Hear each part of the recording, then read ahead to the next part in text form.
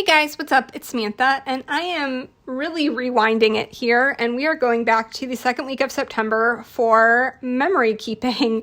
I actually did the layouts of this spread and my next couple of spreads months ago, and then I went into a bit of a lupus flare. I have been struggling quite a bit the last couple of months, just having a lot of pain and fatigue and brain fog, so I do apologize while I'm doing this voiceover if I sound a little mushy. My brain is just not functioning at 100% right now, but that's okay, and I'm giving myself grace, and I'm just going to do this voiceover and have fun. I would like to try to memory keep the rest of 2020 because I did not memory keep the back half of 2019, so I have a lot of kits that I've had for years, including this one. This was originally slated to be used in 2019, and I did not get to it. So pretty much all the kits that I had set aside were the same ones that I had planned to use in 2019 and never got to.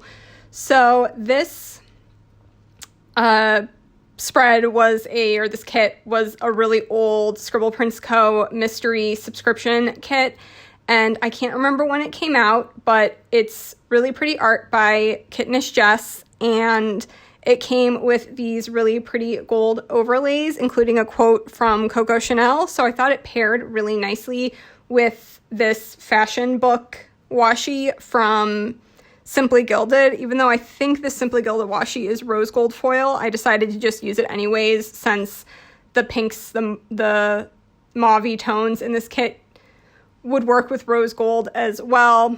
It didn't clash too terribly, but I love how this spread turned out. I pulled in tons of gold foil, including some little sparkly bits that you'll see in a minute from Simply Watercolor Co. And this is my first memory keeping spread where I'm using my custom scripts from Randy.Plans, and I am obsessed. She is a new favorite shop. I have already placed a second order with her because I've used up certain scripts that I ordered already, because I have been using them for a couple months in my main planner. I am just completely obsessed. They're so awesome, and especially when my lupus is acting up and my hands really hurt, it's easier for me to put down scripts than to hold a pen and to write for a long period of time. So the quality is great. Everything about it's great.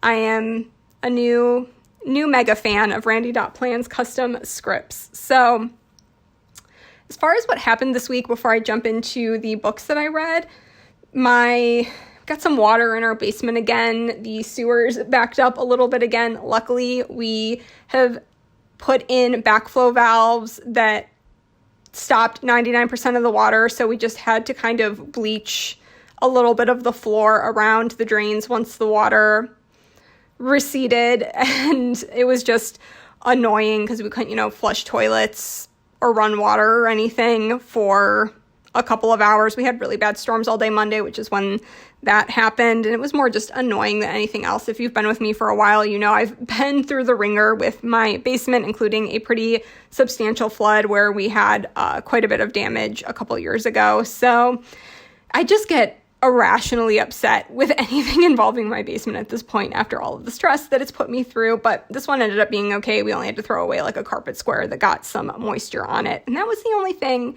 that got damaged. So yeah, and that's pretty much it. This was my second week of working part-time at work. If you didn't know, I think I talked about it in my previous video, but it's been a long time since I've posted a plan with me. I went job share or part-time at my job, so I only work 3 full days a week instead of 5 now. That's what part-time hours are at my job, and it is working out better. I'm percentage-wise missing less work because I have more time to recoup over the weekend, and it's easier to push through when you don't have, another 2 days of work on the other side of this very difficult day kind of thing. So it's worked out better for me overall.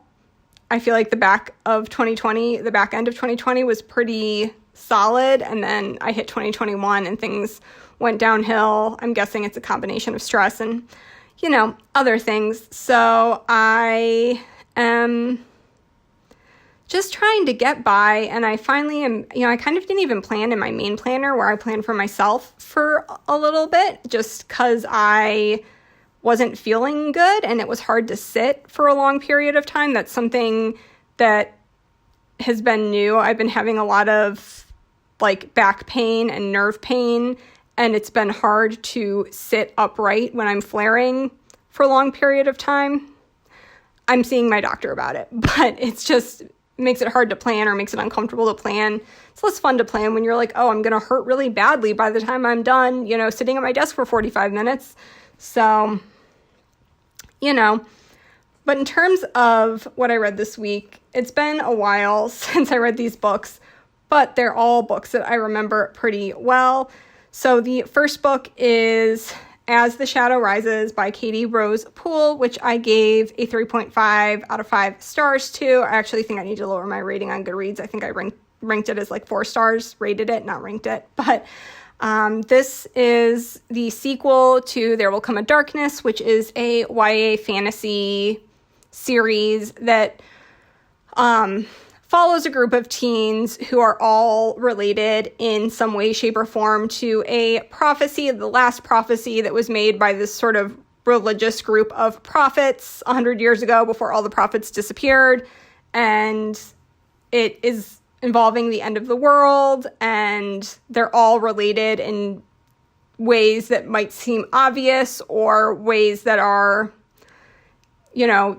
not quite revealed yet. And there's, some really compelling relationships in this story, because I think most of the plot stuff, at least in my opinion, is pretty typical YA fantasy fare. There's nothing super new or original about the plot, but I really love certain relationships. There's a romance between two characters, Jude and Anton, that I absolutely adore, and I am not going to lie, it's the only reason why I'm continuing this series. I find them super compelling. There's also a sister relationship that I really appreciate that I think is done pretty well. This is a fun series. It's not bad. It's not poorly written. It's, predictable but fun would be how I describe it. It has a lot of very common YA tropes and a lot of things that were very popular in YA books maybe 3-4 years ago. Heist stories, a group of unlikely heroes coming together, a little bit of found family, that sort of thing. So I feel like there's a lot of similarities that can be made to comparison-wise to Six of Crows. So it's a lot of those same tropes and things that we were seeing a lot of, the Gilded Wolves did the same sort of found family heist thing. There were a lot of books coming out around that time that sort of were similar to that, and I'd kind of lump this in with that sort of story. So if you like that kind of thing, then pick this up. If not, I don't think you're missing out on anything. I might not have ever picked up this series. If I knew then what I know now, I might not have started it, but now that I've started it, I want to see this relationship that I care about through to the end, if that makes sense. I don't know if that makes sense, but it makes sense to me. So the next book I read was one that I adored, and I read this as an ARC, and I immediately pre-ordered a finished copy, and that is The Inheritance Games by Jennifer Lynn Barnes. This was a 5 out of 5. This is basically, I would say the most comparable thing to this is the movie Knives Out.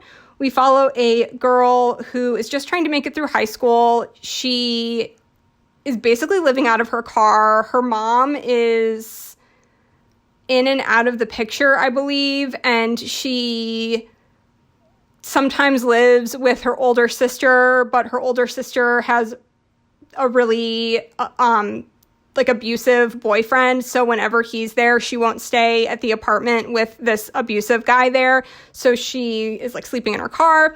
And one day she gets called down to the principal's office at school, and there's a lawyer,